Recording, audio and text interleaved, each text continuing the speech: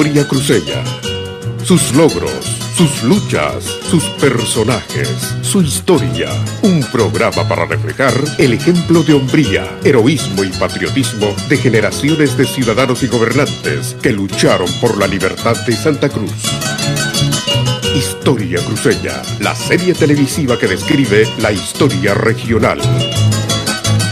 Historia cruceña. Dirige Lorgio Serrate. ¿Qué tal, amigos? Tengan ustedes muy buenas noches. Sean bienvenidos al programa Historia cruceña. Esta noche vamos a presentarles un programa desde la población de Buenavista.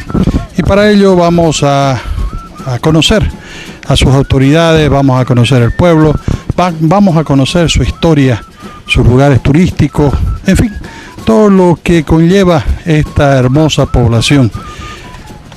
Antes de iniciar este programa, yo los invito a que juntos vamos a nuestra primera pausa publicitaria y enseguida estamos ya con el desglose de este programa.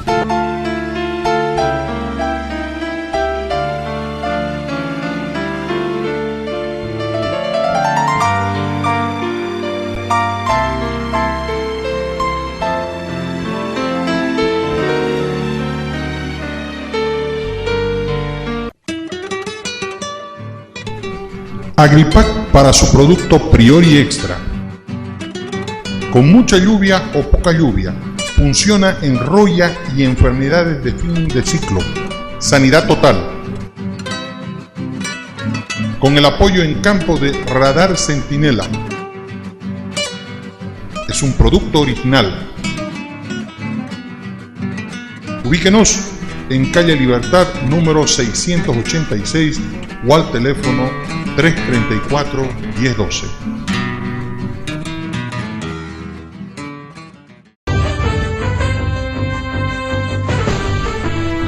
Muebles Metálicos Bolívar, donde el diseño, la calidad y la garantía son nuestra mejor presentación.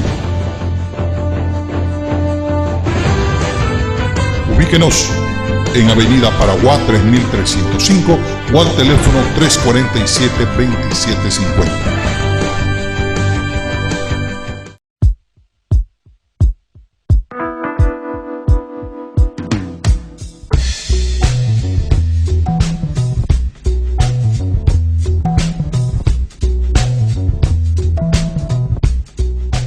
En la Casa del Camba, el servicio esmerado y la cordialidad es parte de nosotros. Quien aprecie el verdadero sabor podrá deleitarse de nuestra exquisita y gran variedad de comida tradicional. Todo en un ambiente agradable, con naturaleza exuberante, donde disfrutará de la compañía de la familia y amigos. Venga a la Casa del Camba. Lo esperamos con los brazos abiertos. La Casa del Camba, el verdadero sabor cruceño. Con Tres Ríos, tecnología en concreto, innovación para la ganadería, todo lo que usted necesita en mobiliario de concreto, comederos para confinamiento y suplementación, bebederos y saleros. Todos nuestros productos son elaborados con concreto de primera calidad, con gran resistencia y gran durabilidad, aún en las peores condiciones externas. Le asesoramos en toda su planificación. Visítenos o solicite un promotor a los teléfonos 342-5388, 345-1993.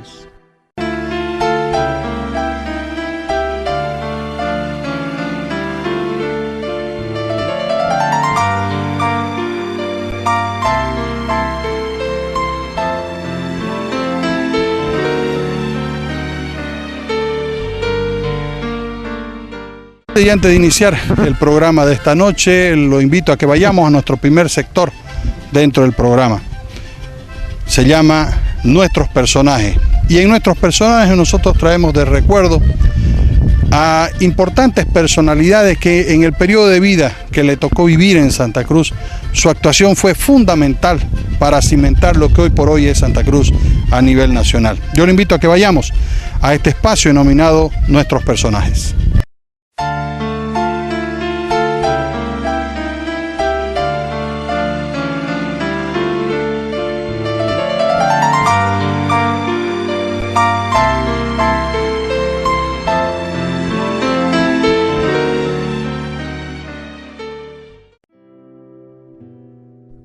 El general Agustín Saavedra Paz, defensor del patrimonio nacional en grado heroico y eminente. Perteneciente a una familia tradicional, nació en Samaipata el 29 de agosto de 1796. Fue su progenitor don Juan Saavedra y su madre doña María de las Mercedes Paz. Contrajo nupcias con doña Pastora Zarco Toledo y Pimentel. La figura del eminente militar cruceño general Agustín Saavedra Paz está revestida por acciones gloriosas que lo hicieron acreedor, como a muy pocos militares de su tiempo, a títulos de honores otorgados por el mariscal Antonio José de Sucre, el general Andrés de Santa Cruz y el general José Vallivián, como la medalla de oro Libertador Simón Bolívar por la defensa de la heredad nacional en Chiquitos en 1828, luego con pergaminos y medallas de oro de Yanacocha en 1835, Socabaya en 1836 y Yungay en 1839, durante el periodo estelar de la Confederación Perú-Boliviana. Finalmente con la medalla de oro, como asimismo con el título de Benemérito de la Patria en grado heroico y eminente por su brillante actuación heroica en los campos de Ingavi en 1841. Precisamente en esa ocasión, el entonces teniente coronel Agustín Saavedra Paz comanda desde el sur del país el desplazamiento de 1.200 soldados de la caballería Los Coraceros rumbo a la sitiada ciudad de La Paz, con el designio de desterrar del suelo patrio a las fuerzas peruanas del generalísimo Gamarra. Los invasores peruanos fueron derrotados por la gloriosa carga de la caballería oriental en la decisiva victoria que aseguró la independencia de Bolivia un 18 de noviembre de 1841. Entre los destinos que engrandecen la figura de Saavedra Paz se destacan la labor como prefecto y comandante general de Santa Cruz, comandante militar de Cochabamba y La Paz y gobernador de Valle Grande. Falleció en Santa Cruz de la Sierra el 18 de octubre de 1860.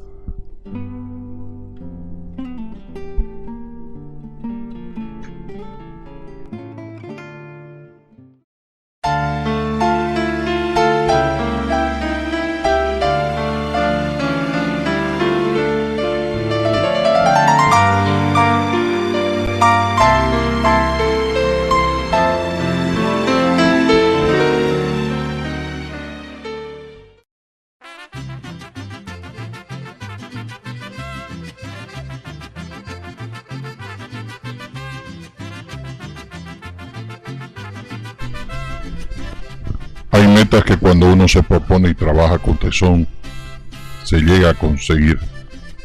Así fue la historia de Buenavista. Nuestra historia como pueblo próspero se llevó a cabo por personas audaces y emprendedoras. Tanto de la Fundación Jesuita con indígenas chiquitanos guaraníes del año 1723, como por valientes cruceños. Los jesuitas, atraídos por las bondades de la tierra del oriente, por sus riquezas mineras, atravesaron ríos y montañas hasta llegar a las tierras del Gran Grigotá. Estos hombres conocedores de varios oficios conocían a la perfección la riqueza de esta tierra para realizar toda clase de actividades. Por eso se establecieron en esta bella meseta que conforman hoy Buenavista y la provincia de Chilo. Aquí fundaron los santos desposorios de María y José de Buenavista y comenzaron a instalarse, como también se dedicaron a la ganadería y muchas otras actividades hasta convertir a esta fundación en un emporio de pequeñas empresas para diferentes productos que ponían a la venta en otras ciudades. Solo le bastaron 44 años de permanente y fructífero trabajo para alcanzar una gran economía. En 1767, cuando fueron llevados a España por orden del rey, toda esta riqueza y gran organización pasó a manos de los conquistadores y a la iglesia. A fines del siglo XVIII y a comienzos del siglo XIX, valientes y audaces cruceños comenzaron a conquistar los campos. instalando sembradíos agrícolas y haciendas ganaderas. Otros más arrogantes penetraron al pueblo mediante acuerdo con los sacerdotes que dirigían la reservación. Consiguieron casas y terrenos para hacerse vivienda e instalar comercio, escuelas e intercambios de productos. A mediados del siglo XIX y a comienzos del siglo XX llegaron alemanes, españoles y japoneses y de otros orígenes a trabajar por el progreso del pueblo. En este último medio siglo, atraído por las bondades de la tierra, la riqueza de los campos y como también por la sencillez de su gente, llegaron muchos occidentales, compraron tierras y casas y se instalaron para sumarse al desarrollo del pueblo. La fundación de los Santos Desposorios se llevó por parte del reverendo jesuita don Juan de Montenegro con nativos chiquitanos guaraníes, traídos de las tierras ubicadas en las nacientes del Río Grande.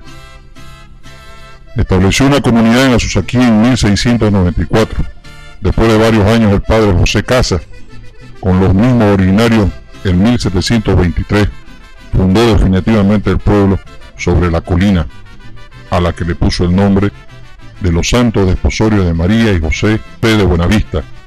Buenavista por su topografía, hermosos paisajes que se dominaba con la mirada en toda la llanura, aire fresco, manantiales con aguas cristalinas. El reverendo padre dio gracias al Creador por darle la tierra soñada. Comenzaron a trabajar organizando cuadrillas con los hombres que traían los jesuitas. Eran expertos en varias profesiones como ser arquitectos, ingenieros, mineros, carpinteros, grabadores, agrónomos, veterinarios, etc. En fin, eran prácticos para realizar cualquier actividad. Les enseñaban a los nativos cómo usar las herramientas para realizar los trabajos.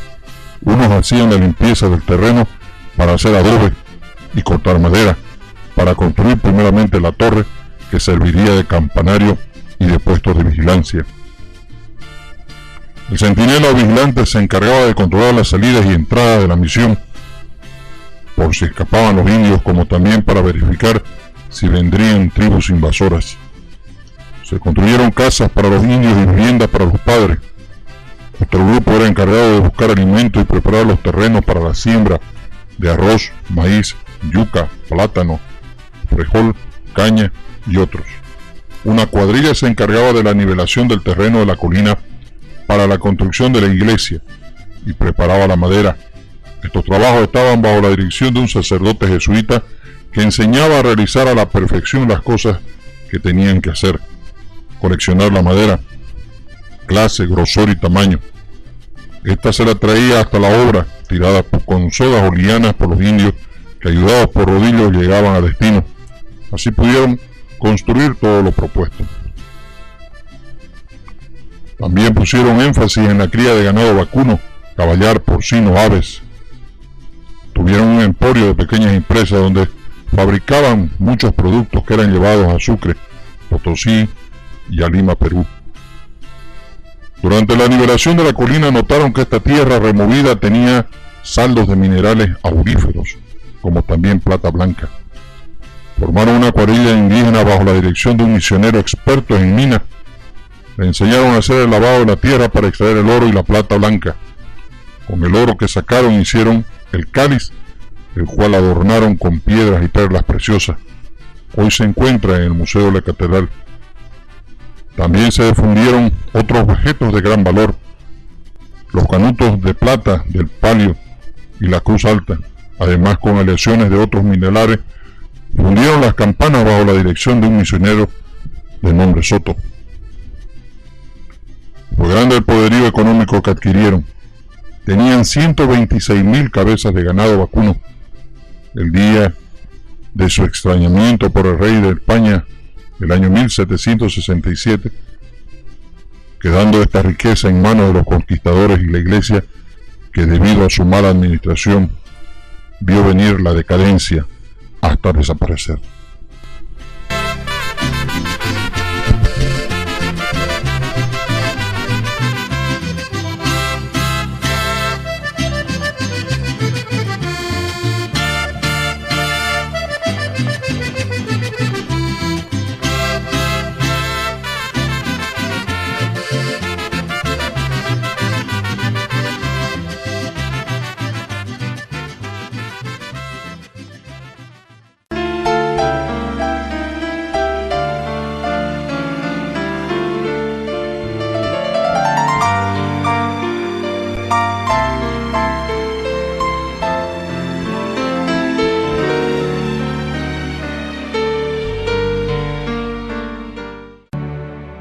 Fisioterra, centro privado de fisioterapia y kinesiología.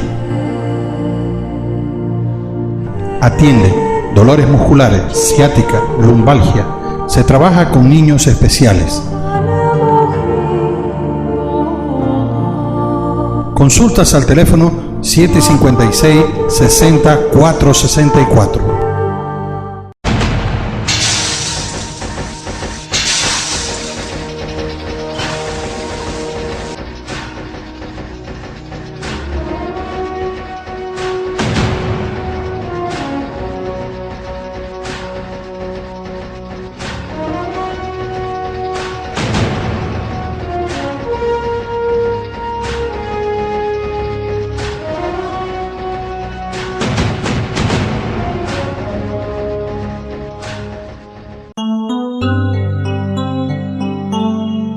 Consultora Serrate, con su área legal, atiende a los trabajadores con problemas laborales.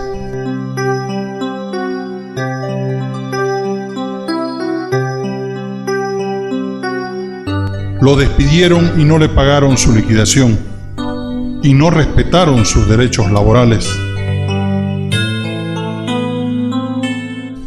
Llámenos sin compromiso al teléfono 781-74-646. Yogur y quesos especiales Hogar de Dios. Comprando estos productos usted ayuda al mantenimiento del hogar de niños con parálisis cerebral. Ubíquenos en los siguientes teléfonos.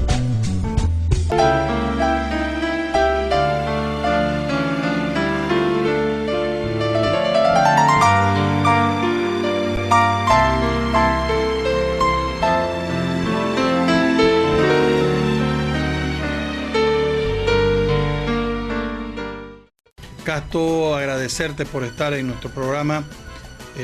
Creo que el programa de hoy va a ser muy enriquecedor. Vamos a hablar sobre Buenavista y entrando en materia, quiero que comencemos hablando sobre la fundación de Buenavista en 1694 y uno de sus grandes personajes, el Padre Montenegro. Buenas noches, doctor Serrate. Me complace mucho que me haya invitado y poner en conocimiento de lo que he escrito. Francamente se basa naturalmente a la inquietud de haber hecho algo en bien de la historia. Bueno, doctor Serrate, pero primeramente para hablar del Padre Montenegro y de la fundación de Buenavista, creo que debemos de remontarnos a qué significaban la organización jesuítica, porque esta fue una fundación jesuítica. La Compañía de Jesús era una gran organización religiosa. Esta organización religiosa, todos los que trabajaban en ello, todos los que dependían de esto eran profesionales. Todos eran grandes personas. Ellos manejaban todos los implementos para la elaboración de carpintería, eran ingenieros, eran mineros, tenían todos los conocimientos.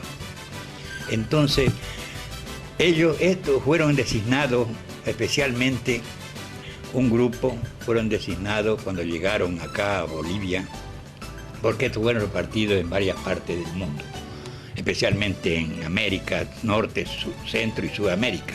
Pero los que vinieron a la parte que corresponde a nosotros, el oriente boliviano, fueron dos grupos. O sea, los que entraron por el Paraguay, que esos llegaron, dependían de un visitador de su religión del Paraguay.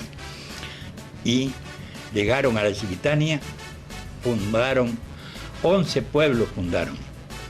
De estos 11 pueblos está San José, San Rafael, San Ramón, San Miguel, Concesión, bueno, un sinnúmero que no recuerdo exactamente el orden, pero comenzaron en 1691 hasta 1960. 11 pueblos que hoy en día son el orgullo de todo Santa Cruz, porque son la atracción turística de toda esa zona, y que hoy en día ha sido nombrado por la UNESCO como Patrimonio de la Humanidad. También el otro grupo que entraron por el Perú, entraron por La Paz, Cochabamba y La Plata, o La Plata, que era Charcas y Cochabamba. Los jesuitas que entraron por el Perú obedecían al virreinato del Perú, por supuesto, y su meta naturalmente era el oriente boliviano, lo que hoy es el oriente boliviano, mejor dicho. Y eso fue en el año 1675. Ellos utilizaron para todos estos traslados, tanto digamos de sudeste por la navegación y también en la selva. En 1682 llegaron más misioneros para cubrir las falencias que habían. El padre jesuita Pedro Marván, junto con el padre Cipriano Barace, guiado por el hermano José del Castillo, penetraron por Cochabamba, ingresaron hasta Santa Cruz, pasaron hasta el Río Grande, navegaron por el Mamoré y llegaron hasta y los sometieron a los moremonos. Después de eso, de ahí ya comenzó la verdadera conquista de los mojeños y la verdadera fundación de los pueblos mojeños. Que esto fue lo que le dio a los conquistadores, a los jesuitas, la gran realidad que había en esa selva, que habían muchos indígenas que en diferentes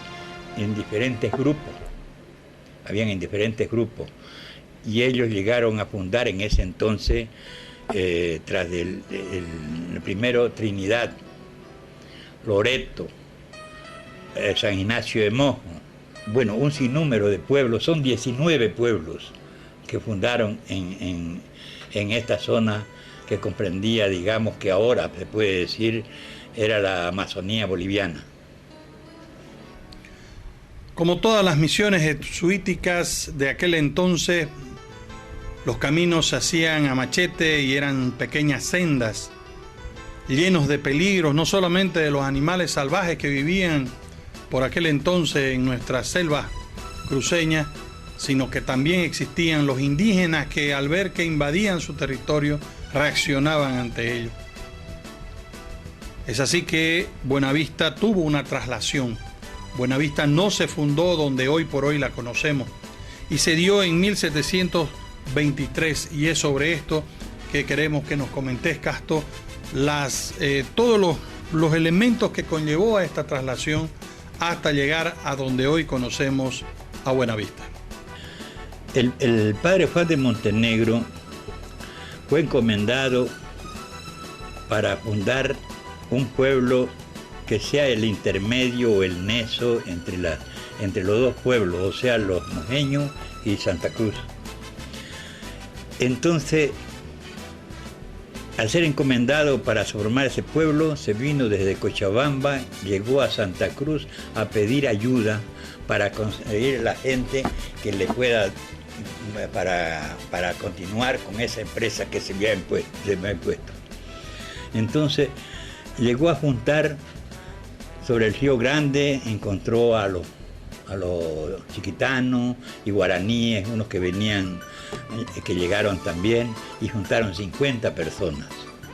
Con esas 50 personas se larga a la búsqueda del terreno adecuado y comienza a deambular de un sitio a otro buscando el sitio adecuado, hasta que por fin, después de tanto tiempo de andar, encuentran a Susaquí. Y ahí proceden a hacer la fundación, a fundar la reservación, que la denominaron los desposorios el 1694. Después de haber estado hecha la fundación en Azusaquí, el padre José Casas, no contento con este sitio porque era muy seco, entonces comenzó a organizarse con todos los indígenas nuevamente y buscó la forma de sacarlos de ahí para llevarlos y recorrer hacia el norte cruceño, el norte cruceño hoy día. Entonces se fueron andando buscando los terrenos hasta que llegaron a Palometilla. Palometilla era más buena, o Palometa, era mejor la tierra, pero no lo que deseaba el padre Casas. Sin embargo, siguió adelante hasta que encontró la colina cerca del río Surutú. En esa colina él se sintió contento y al ver que el aire le daba la brisa en la cara, que la vegetación era hermosísima, ¿eh? Los manantiales de agua cristalina y una vista panorámica que abarcaba toda la mirada, varios kilómetros. Entonces él dice: aquí es el sitio que Dios me ha dado, y agradeció al Creador. Entonces le puso él el nombre de los santos desposorios de María y José de Buenavista. Buenavista por la buena vista que tenía en el año 1723. En todas las fundaciones desarrolladas por los franciscanos, la iglesia obviamente era algo importantísimo. Y claro está, quien conoce la Chiquitanía ha visto que en cada pueblo donde se fundó existe una iglesia espectacular. En el caso de San Ignacio, San José, el caso de San Javier, Concepción, Santa Ana, San Miguel, en fin, una serie de pueblos donde los jesuitas construyeron espectaculares iglesias. En Buenavista el caso no fue una excepción. Probablemente la iglesia un poco más chica, pero tuvo también la particularidad de estos jesuitas. Contanos, Casto, un poco la historia de la construcción de la iglesia de Buenavista.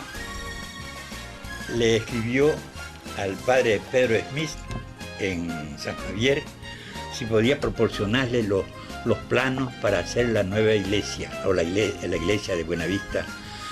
Ese fue en el año 1655.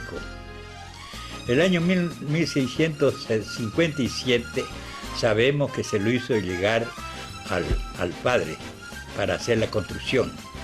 Y de ahí comenzó hasta 1967, fecha que cuando se fueron los jesuitas, fueron llevados por el gobierno, por el rey de España, recién estaba terminando la construcción de la torre, de la iglesia. Esa es la época. La iglesia, sin embargo, la torre de la iglesia fue otra época. Toda iglesia tiene su torre donde obviamente están las campanas, que son las que llaman al pueblo a venir a misa, pero también se lo usaban en otras ocasiones como una llamada de emergencia, de alerta. La Torre de Buenavista tiene su historia. En 1912, el padre Zavala fue quien empezó el movimiento para la construcción de esta torre. Conozcamos un poco la historia y comentanos, Casto, todos estos problemas que llevaron adelante para la construcción de esta torre. Exactamente. El padre Zavala, viendo que se necesitaba la torre, que ya no había dónde llamar o tener una cosa más elegante en el pueblo, entonces combinó a todo el pueblo, llamó y hizo un comité para recaudar los fondos necesarios, y esto fue en 1912. Salió designado el directorio y comenzaron a influir ante los vecinos, los hacendados y todo, para que vayan dando dinero Entonces, ellos comenzaron a recaudar poquito a poquito, la gente no daba, porque pensaba que la torre no era una cosa que podía hacer falta, porque no estaban acostumbrados a ver la torre. Pero así fueron yendo, pasando, y el 1927, casi 15 años después, llegan a juntar, vendiendo unas cuestiones de plata y un terreno que tenía la iglesia, juntaron el dinero y los materiales adecuados. Y le hablaron a un señor Cadario, constructor de aquí de Santa Cruz, y hicieron el contrato. Y el 1928, al comienzo del 1928, ponen la piedra fundamental con padrino, que fue doña Mercedes Andívar y un señor Gutiérrez, un Agán Gutiérrez, todas esas personas. Entonces, para que sean ellos los padrinos del comienzo de la torre. Comenzó la obra de la torre, pero parece ironía que a fines del 29, según los libros históricos, en la catedral, dice ahí que en 1929 está paralizada la obra por falta de dinero y de materiales. El constructor se mandó cambiar, se fue. Entonces quedó eso en defensa de los curas que iban llegando. Cada cura que llegaba le aumentaba un poquito a su criterio, hasta que llegó uno de esos que le tiró para un costado y que tuvieron que deshacerlo. Pero se fue yendo, fueron avanzándole poco a poco. Esto ha sido así porque ya llegó el 1945, ten en cuenta. Estamos hablando del 29 al 45. En el 45 no sé cuánto le faltaría, pero le hablaron al arquitecto Terziolo, un francés o italiano que había en ese entonces, y él se comprometió a hacerlo. Y juntaron el dinero y le dieron. Pero iba a paso lento. Entonces estaba de diputado por la provincia del Chilo el señor Virgilio Serrati. Y él consiguió en La Paz unos dineros que abarcó más de 60.000 bolivianos en aquella época, que le fue entregado para terminar la torre, hacer las casas, arreglar las casas parroquiales y hacer la policía. Fue terminada en 1948 la iglesia, que ya hasta las campanas estaban hechas, las treparon y fue con regocijo, repicaron la campana y dieron gracias a Dios que habían terminado una gran obra.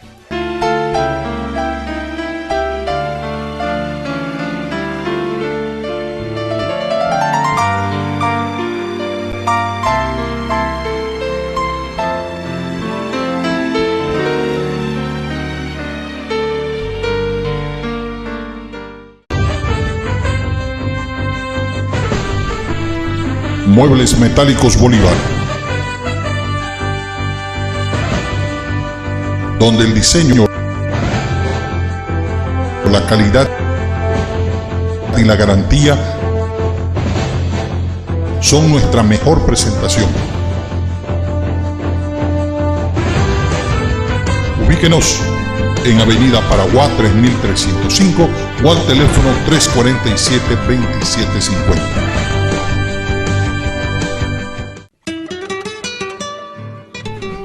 Agripac para su producto Priori Extra. Con mucha lluvia o poca lluvia, funciona en roya y enfermedades de fin de ciclo. Sanidad total. Con el apoyo en campo de Radar Centinela. Es un producto original. Ubíquenos en calle Libertad número 686 o al teléfono 334-1012. Con Tres Ríos, tecnología en concreto, innovación para la ganadería, todo lo que usted necesita en mobiliario de concreto, comederos para confinamiento y suplementación, bebederos y saleros. Todos nuestros productos son elaborados con concreto de primera calidad, con gran resistencia y gran durabilidad, aún en las peores condiciones externas. Le asesoramos en toda su planificación. Visítenos o solicite un promotor a los teléfonos 342-5388, 345-1993.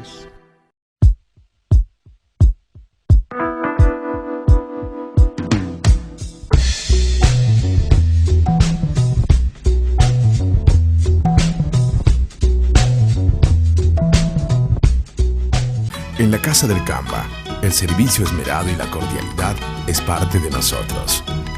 Quien aprecie el verdadero sabor podrá deleitarse de nuestra exquisita y gran variedad de comida tradicional.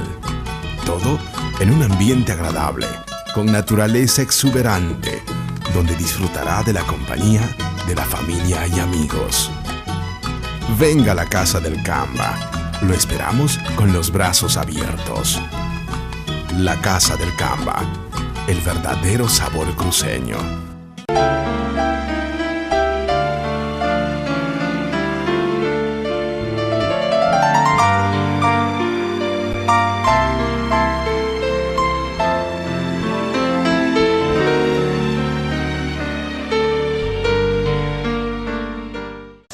Esta noche estamos con un gran personaje conocido de la casa, ha estado ya en el programa, con quien hemos desarrollado actividades muy importantes como las cabalgatas que se dieron en la época del Bicentenario y que se van reeditando año a año. Hablamos de don Tony Nazario. Don Tony es una persona amante de nuestra historia que viene desarrollando y escribiendo la historia del norte integrado con sus personajes. Él es de Portachuelo, una población a 70 kilómetros de la capital, y evidentemente tiene historias importantísimas. Vamos a nuestro otro sector denominado Nuestras Costumbres.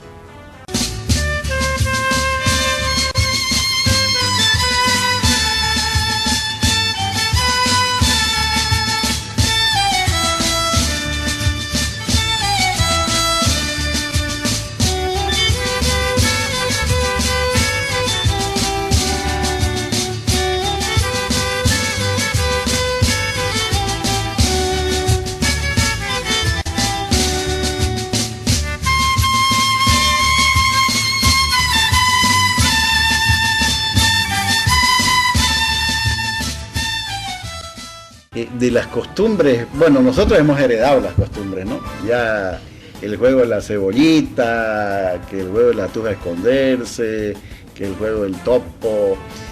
Una de las que yo he reactivado es el juego del chivo. Creo que hablamos anteriormente algo. Hablamos un poco. Ya, el juego del chivo todavía nosotros la vivimos. Y lo vivimos cuantas veces se nos ocurre hacerlo. Yo les relato, por ejemplo, la primera vez que hicimos el juego del chivo en la zona de Perioto. Nunca pensé la cantidad de gente mayor y viejitos que llegaron cabalgando y a discutir, a decir no, era así, y a contar historias, es decir, cómo era el juego del chivo, cómo se jugaba. Y dos de ellos, ya veteranos, se desafiaron. Caramba. Se desafiaron. Nunca vi un espectáculo tan grande, lastimosamente lo filmé, pero la perdí, las imágenes eran en beta todavía. Claro. VHS, beta, no me acuerdo. Claro.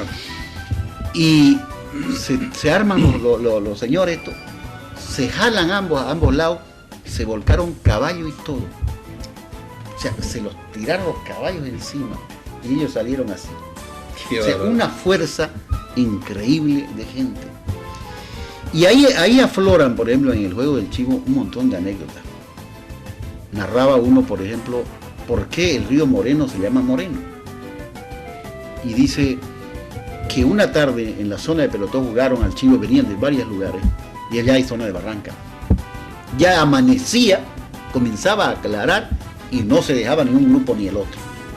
Y había un señor de nombre Segundo Moreno, que dice, al salir el sol, estaban todos encima de una barranca y el río estaba abajo. Él agarró la rienda, bien fuerte, agarró el chivo, espoloneó el caballo y caballo y todo se largó al barranco. Todos dice que quedaron mirando y el tipo llega al río, corre un poco, se despide, les hace así a todito como burlándose, se va, pero de pronto las arenas del río se abren, los fangosos, y se lo traga caballo, jinete y chivo y desaparece completamente. Entonces ahí hablan de el río Moreno, el segundo Moreno, es una de las leyendas, por ejemplo, de ver cómo era tan interesante el juego del chivo, tan que pega, porque llegar al juego del chivo era una honra el llevarse el chivo y una deshonra llegar sin el chivo. Entonces, si venían 7, 8, 10 comunidades, cada comunidad preparaba todo. Es decir, las mujeres decían, aquí vamos a cocer el chivo, vamos a preparar el arroz, vamos a preparar la chicha, vamos a preparar la fiesta, vamos a limpiar, y todos preparaban. Y llegar sin el chivo, ¿cómo era? Por eso se lo peleaba tanto, y había que pelearlo. Eso ya yo lo vi en una de las que hicimos, de las tantas que hicimos. Hay que pelearlo hasta dentro de la casa, hasta que el chivo llegó o al patio o a la casa, para que de ahí no. Pero había sido que había que cuidarlo mucho más. Porque el chivo lo meten al horno y de ahí se lo habían tenido a robar, y una vez lo vi. Se lo roban por detrás y le ponen los tizones en la lata. Llega la gente y el tizón es una burla. Ya, lo huellean, lo siguen y al final tiene que devolver el chivo. Y es una historia. O sea que el juego termina con un festejo. Con un festejo, donde todos confluyen a festejar. Qué fantástico. Pero también lo importante es que el chivo es ofrecido a la novia. Y cuando la novia tiene 2 o más pretendientes, se complica la cosa. Ya se complica la cosa. Ya es una historia de armarse, de caerse, bueno, un espectáculo único. Yo tengo muchas imágenes de eso, ¿no? Entonces, por ejemplo, ese es uno de los juegos populares más olvidados. No lo hemos recuperado del siglo, me parece, porque según lo que narraban los viejitos, yo me contaba mi abuelo, o por ahí yo vi alguna vez, ¿no? Claro. Estamos hablando con octogenarios, ¿no? Que yo era chico, pero que yo vi todas esas cositas. En la zona de la Bélgica también estuvieron un tiempo jugando, pero nosotros en Pelotó tenemos un monumento y ahí nos congregamos, ahí digamos planificamos cuándo y se nos ocurre cualquier día hacer un chivo. Y el uno dice, yo voy a pagar la música, yo voy a hacer el leche tigre para invitar, y se corre la bola y ya. Y se junta. Y dejamos de hacerlo, le cuento, antes lo hacíamos muy seguido, por la influencia de afuera, o sea, ya la gente se largaba en su 4x4 a la playa, claro, entre los caballos. Ya quedaba muy peligroso. Ya, ¿no? Y sobre todo borrachos y claro, lisos. Entonces la gente de la comunidad nos decía, mire Tony, usted venga y hagamos cuando usted quiera, pero no traiga otra gente. Es verdad. No, yo voy a llevar a mis invitados especiales, que uno sabe que son personas que... Y entonces eso para mí nos mató un poco. Claro, nos mató, lastimosamente, porque era un espectáculo único. Teníamos personas en cantidad, en la noche encendíamos alguna fogata y se cantaba con guitarra, se guitarreaba, digamos, ¿no? Era algo muy bonito y esa es una de las que cuánto no deseara yo que se filmara una producción sobre el chivo. Yo tengo una novela escrita sobre el chivo, pero no la he publicado. No, se llama El último chivero, no la he publicado. Hacer una producción de ese tipo sería bello porque recuperaría y se pondría inmerso en la historia, en la parte cultural de nuestro pasado cruceño tan bonito, tan interesante, tan menospreciado. Y yo digo tan menospreciado porque hay cada cosa, cada atropello es peor en estos últimos tiempos. Es verdad, es verdad. Aquí en este sector de nuestras costumbres, pues hoy hemos hablado sobre este juego que realmente ha sido olvidado por distintos motivos y que en sí conlleva toda una serie de hechos, como por ejemplo el ganador pues tiene el banquete, ¿no? Así es, ¿no? Bien, eso ha sido muy interesante en este espacio, nuestra costumbre.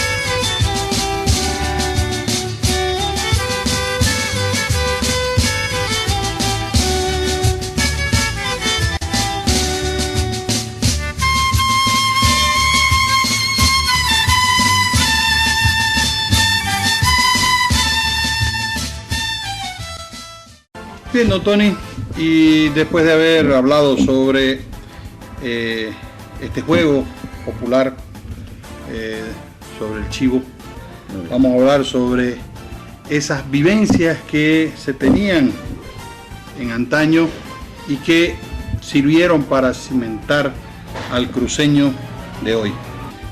Vamos a ingresar a este espacio que le hemos denominado ¿Qué tiempos aquellos? ¿Y en qué tiempos aquellos, don Tony, nosotros tratamos de traer del antaño a ahora experiencias vividas y que lamentablemente, como todo en nuestra cultura, como todo en nuestras leyendas, en nuestras tradiciones, se ha ido olvidando? Yo le invito a que juntos veamos este espacio denominado ¿Qué tiempos aquellos?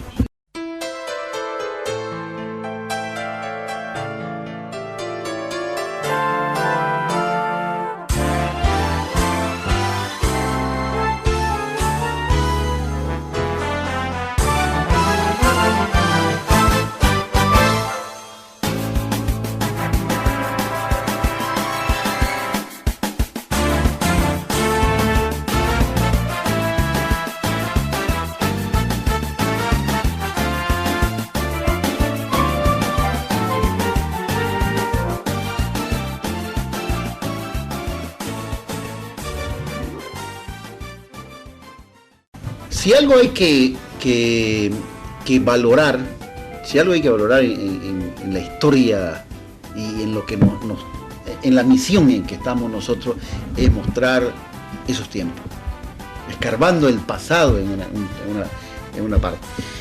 Y el caballo juega el rol más importante. Si yo, no sé si mencioné alguna vez, si todo lo que se hace a caballo es hermoso. Los romances más interesantes fueron a caballo. Las batallas más importantes, Santa Cruz, fueron a caballo. Los paseos, los lugares que uno pasea, uno está comandando, está de comandante en un caballo. Cuando usted entra a un salón hermoso, adorna un cuadro de un caballo. Entonces todo lo que se haga a caballo es bonito. Yo escuchaba narrar en la zona de Pereotó, por ejemplo, lo que se hacía a caballo. Por ejemplo, cuando tocaba la hierra, ¿sabe qué es la hierra? No. Algo se acuerda. La hierra era la marcada. En ese tiempo no habían alambre, se hacían corralones o también se hacía una barrera de caballo. Nos narraban, por ejemplo, amigos de la familia Rivero en Pelotó. Don Romualdo Rivero me narraba, ya fallecido. Decía, Tony, antes, yo muchacho, decía, yo bien muchacho, iba con mi padre, con sus abuelos.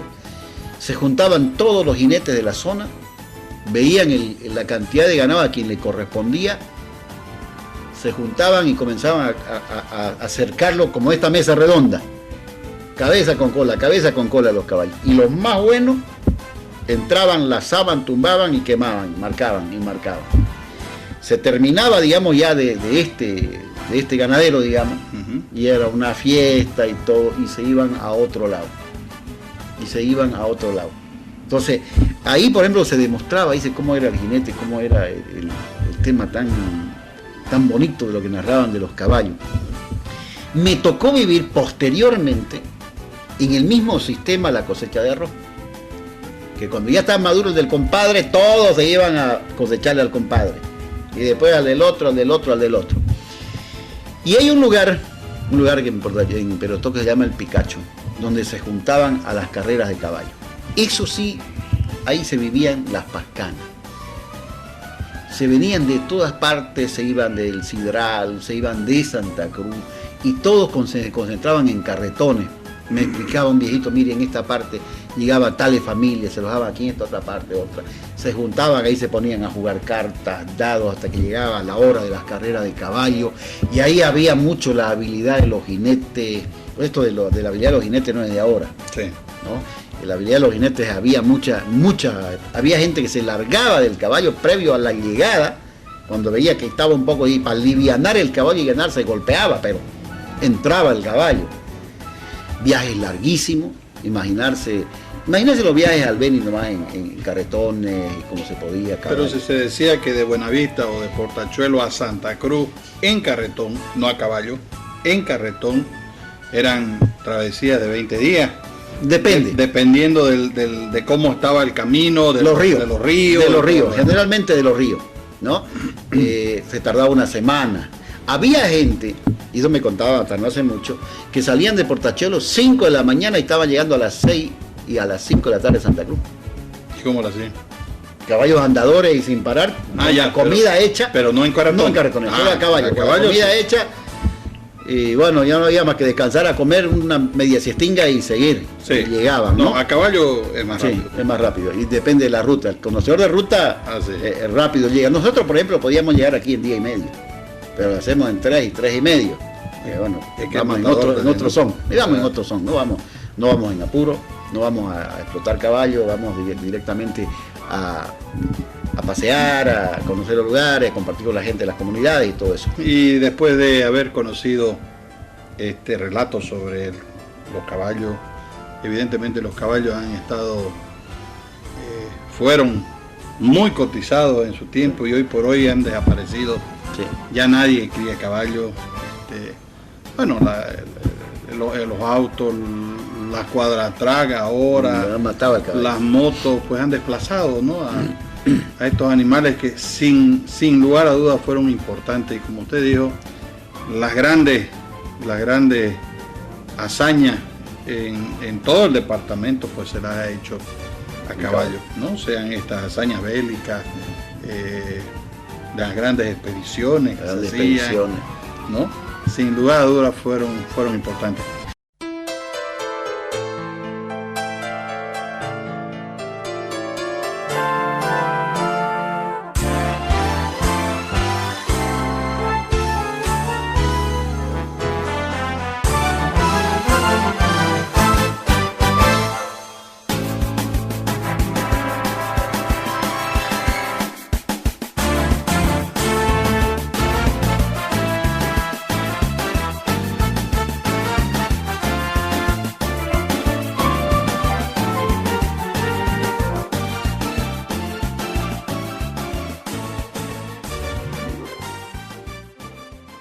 Bien, amigos, y después de haber visto el esquema de Historia Cruceña, seguramente muchos de los que nos están viendo nos han seguido a lo largo de estos 3 años.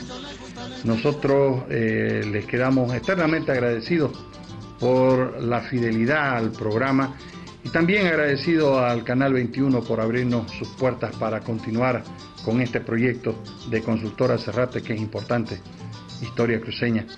Yo les quedo muy agradecido. Mañana estamos con el reprise a las 6 de la mañana y conmigo será hasta la próxima semana. Tengan ustedes muy buenas noches, una semana muy productiva.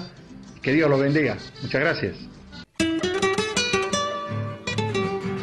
Historia Cruceña, el programa televisivo que muestra nuestra historia desde el lugar donde ocurrieron los hechos. Las leyendas, las costumbres, los lugares turísticos, la realidad de un pueblo luchador, trabajador, pujante y progresista. Conduce Lorgio Serrate.